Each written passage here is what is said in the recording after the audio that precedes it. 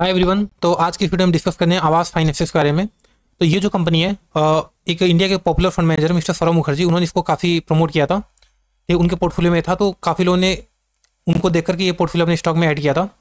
तो आज इसने क्वार्टरली अनाउंस किए हैं, तो हम इस कंपनी का क्वार्टरली देखते हैं और साथ साथ हम देखें मार्केट एक्सपेक्टेशन क्या थी और आगे आने टाइम में कि क्या ये कंपनी रिकवर कर सकती है। तो हम सीधा पहले देखते हैं इनके रिजल्ट्स। तो अगर आप रिजल्ट पर नज़र डालो तो इनका जो रेवेन्यू है, ठीक है, हम रेवेन्यू देखें तो इनका जो रेवेन्यू है वो 508 करोड़ से बढ़ के, तो लास्ट ईयर इन्होंने 508 करोड़ का इन्होंने रेवेन्यू किया था, जो इस साल बढ़ के 596 करोड़ का हो गया है। यानी कि इन्होंने 17% की ग्रोथ दी है अपने रेवेन्यू के अंदर। अगर हम प्रॉफिट की बात करें तो आप नीचे देखो, यहाँ पे प्रॉफिट फॉर द पीरियड है। यहाँ पे प्रॉफिट फॉर द पीरियड तो लास्ट इन्होंने 149 करोड़ का प्रॉफिट किया था। और ये बिफोर टैक्स है, प्रॉफिट आफ्टर टैक्स हम देखते हैं, ये प्रॉफिट फॉर द पीरियड। तो लास्ट ईयर इन्होंने 116 करोड़ का प्रॉफिट किया था, जो इस साल बढ़ के 146 करोड़ हो गया है। यानी कि हम बोल सकते हैं करीब 25% की इन्होंने ग्रोथ दी है अपने प्रॉफिट के अंदर।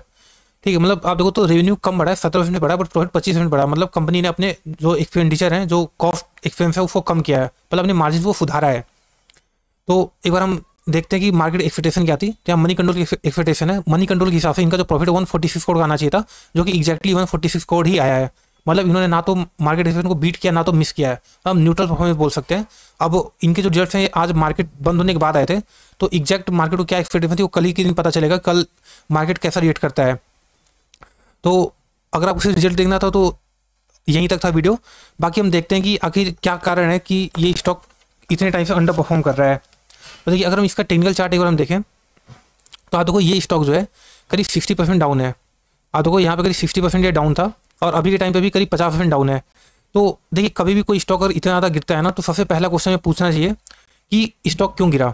देखिए, अगर 10, 15, 20% का गिरावट है तो कोई बड़ी बात नहीं, क्योंकि मार्केट में कभी किसी भी वजह से गिरावट आ जाती है, सेंटिमेंट की वजह से। लेकिन अगर 50-60% कोई स्टॉक गिरा है तो हमें उसकी रीजन पता होनी चाहिए। तो देखिए, ये जो रीजन है आप देखो तो इसने ऑल टाइम हाई अपनी फेब 2022 में बनाया था। तो एक्चुअली अगर उस टाइम जाके इस कंपनी का पी रेशियो देखो तो वो मोर देन 70 था। इनफैक्ट 70-80 के आसपास पी रेशियो था, और जो प्राइस टू बुक था वो करीब 9 to 10 था। तो कोई भी स्टॉक एनबीएफसी कंपनी 9 से 10 के बुक वैल्यू पे ट्रेड होना बहुत महंगा होता है।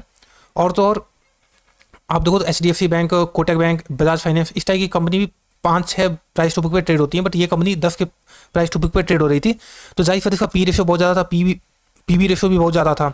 और दूसरा क्या है कि इसके जो प्रमोटर्स थे, ठीक, अगर आप इनके यहाँ पे खोलो, इन्वेस्टर सेक्शन में आप जाओ और यहाँ प्रोमोटर सेक्शन में आप क्लिक करोगे तो यहाँ आप देखोगे सॉरी इंटरनेट बंद हो गया, बट मैं बताऊँ इनके जो प्रमोटर हैं वो एक दो प्राइवेट इक्विटी फर्म थे। तो जो प्राइवेट इक्विटी ग्रुप होते हैं वो कंपनी में तब इन्वेस्ट करते हैं जो कंपनी बहुत छोटी होती है। तो जब कंपनी आईपीओ आ जाता है, जब कंपनी लिस्ट हो जाती है, तो उनका ऑलरेडी कई टाइम्स पैसा बन जाता है, लाइक 100 टाइम्स पैसा उनका ऑलरेडी बन जाता है। तो उनका ये फिराक में रहते हैं कि कब बेच के निकलें और हम किसी नई कंपनी में इन्वेस्ट करें। तो एक कारण था कि हैंगओवर था, कि जैसे कंपनी थोड़ी सी बढ़ती थी पी वाले आकर बेच देते थे, तो जैसे ही बेचते थे सप्लाई आ जाती थी तो प्राइस नीचे चले जाते थे। तो ये दूसरा रीजन था। और एक और रीजन था कि कंपनी के सीईओ जो थे उन्होंने रेजिग्नेशन दे दिया था। ठीक है, उनके साथ कोई दूसरे सीईओ थे, मिस्टर सुशील अग्रवाल, जो पुराने सीईओ थे, वो एक्चुअली इसके साथ बहुत पहले से जुड़े थे, फाउंडिंग मेंबर थे, तो उनको निकाल दिया गया था। तो वो भी एक रीजन है। और एक जो रीजन था वो मार्केट में लिक्विडिटी का, कि पहले क्या था कि आवास अकेले लिस्टेड प्लेयर हुआ करती थी। मतलब जितने भी लोग हाउसिंग फाइनेंस के अंदर इन्वेस्ट करना चाहते थे वो आवास को ही प्रेफर करते थे, क्योंकि कोई दूसरी अन्य कंपनी नहीं थी। बाकी सरकारी कंपनियां थी, बट प्राइवेट में सबसे बेस्ट प्लेयर यही था। और लेकिन पिछले 2 सालों में क्या हुआ है कि होम फर्स्ट फाइनेंस एक कंपनी है, वो भी मार्केट में आ गई। आधार हाउसिंग फाइनेंस है, वो भी आ गई। एप्टस भी एक है, वो भी आ गई। तो कई सारी कंपनी है जो इस सेक्टर के अंदर आ गई हैं। ऐसा नहीं, वो पहले नहीं थी, मार्केट में पहले भी थी, ठीक, बिजनेस वो कंप्लीट करती थी, लेकिन स्टॉक मार्केट के अंदर वो नहीं थी। बट वो लोग आ गए, तो पैसा जो है जैसे 100 रुपये पहले लोग आवास में लगाते थे, तो अब फिर 40 रुपये इसमें लगाते थे, 20 रुपये उन कंपनी के अंदर भी चले गए। तो यहाँ पे डिमांड की कमी हो गई, इस वजह से इसके शेयर प्राइस काफ़ी ज़्यादा नीचे आ गए थे। और हालांकि क्या अभी कोई दिक्कत है, तो ये कंपनी में ऐसा कोई दिक्कत नहीं है। अगर आप कंपनी के प्रॉफिट देखोगे तो वंडरफुल कंपनी, मतलब आप कभी भी आप नहीं देखो इसकी कंपनी के सेल्स या प्रॉफिट घटे हैं। अगर आप यहाँ पे इनके रेवेन्यू पे नजर डालो तो आप देखो तो 18 करोड़ का प्रॉफिट था 2013 में, 54,104, और कंटिन्यूसली बढ़ा है। मतलब एक साल भी आपको नहीं दिखेगा इसका रेवेन्यू घटा हो। ठीक है, अगर आप प्रॉफिट भी नजर डालोगे तो प्रॉफिट के साथ भी यही है। ठीक है, अगर यहाँ नेट प्रॉफिट आता हो तो 2, 6, 19, 33 और अभी 533 करोड़ ऑल टाइम हाई। तो अभी देखो रेवेन्यू ऑल टाइम हाई पे है, प्रॉफिट ऑल टाइम हाई पे, but stock price all time high पे नहीं है। ठीक है, तो आप लगातार देखो कंपनी के लगातार प्रॉफिट बढ़ते गए हैं। मतलब कंपनी आउटस्टैंडिंग कंपनी है, द ओनली रीजन की प्राइस गिरे हैं वो कि उसके पी रेशो बहुत ज़्यादा थे, बट अभी के टाइम पे पी रेशो नॉर्मलाइज हो गया है। आप देखो तो यहाँ पे अभी अभी हम पी रेशो पे चेक करें तो ठीक यहाँ पे शो नहीं हो रहा है, बट ठीक अभी जो पी रेशो 25 का पी रेशो चल रहा है, आज रिजल्ट अच्छे आए तो मे भी 24 हो जाए, पी रेशो थोड़ा कम हो जाए। बट हाँ, कंपनी 25 के पी रेशो पे जो जिस हिसाब से की ग्रोथ है काफ़ी अच्छी है, काफ़ी शानदार ग्रोथ है। अच्छा, एक चीज़ हम चेक करना भूल गए इसके रिजल्ट पे, वो इसका कंपनी का एनपीए, क्योंकि एनपीए देखिए बहुत ही इंपॉर्टेंट होता है किसी भी कंपनी के लिए। तो एक इसके अंदर जो चिंता की बात है, थोड़ा सा इसके एनपीए बढ़े हैं, वैसे तो बहुत ज़्यादा नहीं है। यहाँ पे आप देखो तो नेट एनपीए यहाँ पे देखें तो जैसे लास्ट ईयर ग्रॉस एनपीए जो था 1.14% है एनपीए, ठीक है। और यहाँ पे अगर हम चेक करें पहले तो ठीक, अगर हम यहाँ पे तो 1.008% था, तो माइन्यूट सा एनपीए बढ़ा है, हालांकि मैनेजेबल एनपीए कोई बहुत ज़्यादा नहीं है, बट फिर भी थोड़ा सा निगेटिव है क्योंकि हल्का सा बढ़ा तो है एनपीए, तो ये एक निगेटिव सेंस है। और रही बात की यदि क्या कंपनी यहाँ से रिकवर कर सकती है, तो देखिए अभी पी रेशो कंपनी का 25 पे आ गया है, कंपनी ग्रोथ में कोई कमी नहीं, कंपनी के प्रॉफिट लगातार बढ़ते जा रहे हैं, तो देर सवेर इस कंपनी को बढ़ना होना ही है, मतलब बढ़ेगी, ठीक है। हो सकता है शॉर्ट टर्म में थोड़ा सा निगेटिव परफॉर्म कर दे, ठीक है, बट अभी ये जो पैटर्न है, ये पैटर्न काफ़ी अच्छा होता है इन्वेस्टिंग के लिए। जैसे आप देखो यहाँ पे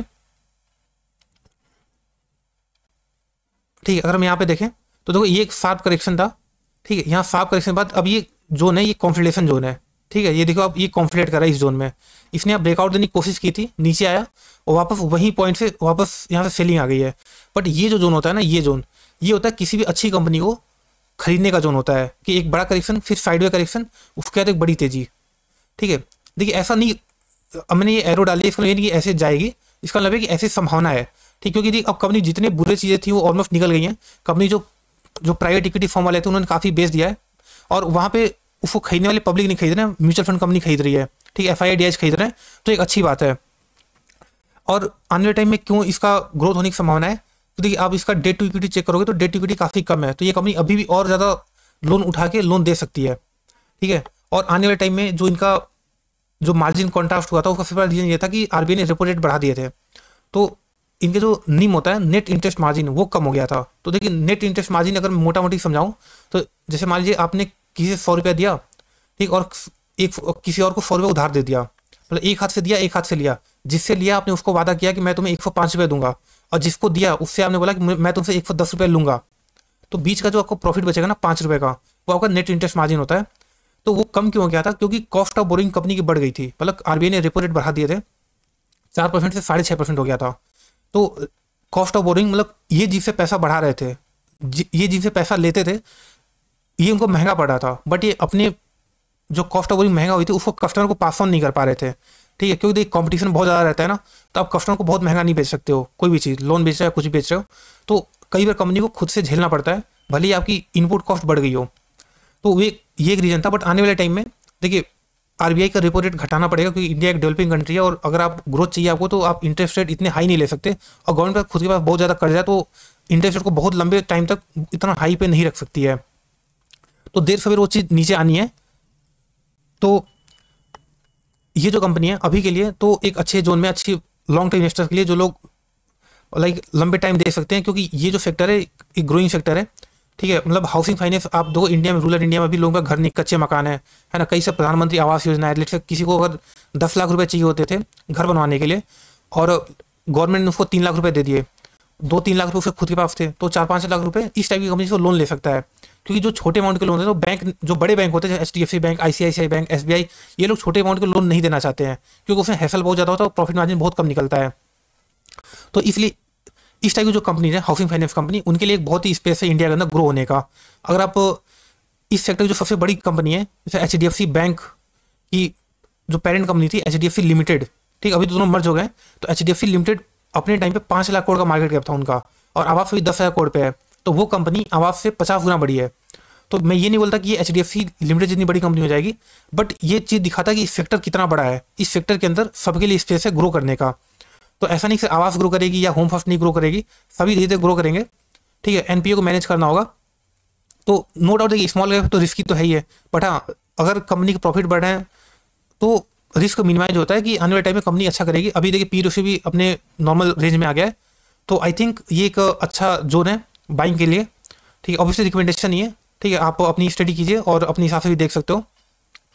तो होप आपको वीडियो अच्छा लगा। वीडियो आपको अच्छा लगा तो आप वीडियो को लाइक कर सकते हो और चैनल को सब्सक्राइब कर सकते हैं। Thank you.